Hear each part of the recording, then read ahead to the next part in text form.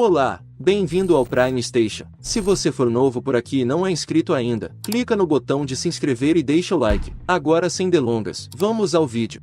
Hoje, vou mostrar um filme chamado Search. Este filme começa com uma cena em 1997, quando um membro das Forças Armadas norte-coreanas está fugindo da perseguição de outras forças militares norte-coreanas usando um carro. Após seu acidente de carro, o soldado militar, que parecia um zumbi, se escondeu na floresta enquanto carregava uma mala de ferro. Como resultado, o resto do exército militar norte-coreano não conseguiu encontrá-lo naquela noite. Na manhã seguinte, vários membros do exército sul-coreano foram vistos andando pela floresta na área desmilitarizada, mais conhecida como DMZ, localizada na zona de fronteira entre a Coreia do Norte e a Coreia do Sul. No entanto, no meio de seu processo de observação, as forças militares sul-coreanas de repente ouviram o som de uma granada explodindo no rio da fronteira. Pouco depois, eles viram uma mulher da Coreia do Norte correndo em direção a eles carregando um bebê. A mulher, chamada Major, pediu ajuda das forças militares sul-coreanas para proteger seu bebê porque as forças militares norte-coreanas a estavam perseguindo. Mas quando as forças militares sul-coreanas estavam prestes a levá-la e ao bebê, as tropas norte-coreanas apareceram de repente e ameaçaram as forças militares sul-coreanas para entregar-la a ele. Para evitar combates entre as forças militares sul-coreanas e norte-coreanas, a mulher decidiu se sacrificar e retornar à Coreia do Norte com a condição de que o bebê fosse com as forças militares sul-coreanas. De repente, um militar sul-coreano chamado Liu que disparou primeiro sem uma ordem do comandante. Como resultado, houve uma feroz troca de tiros entre as forças militares sul-coreanas e as forças militares norte-coreanas, matando a maioria dos membros das tropas de ambos os lados, incluindo o Major. Ao mesmo tempo, um membro do esquadrão militar norte-coreano chamado Sam, anteriormente escondido na floresta enquanto carregava uma mala de ferro, de repente gemeu alto e se transformou em um humano meio zumbi. 23 anos após o tiroteio, a cena muda para um jovem chamado Dong Jin, atualmente um membro da divisão de busca militar.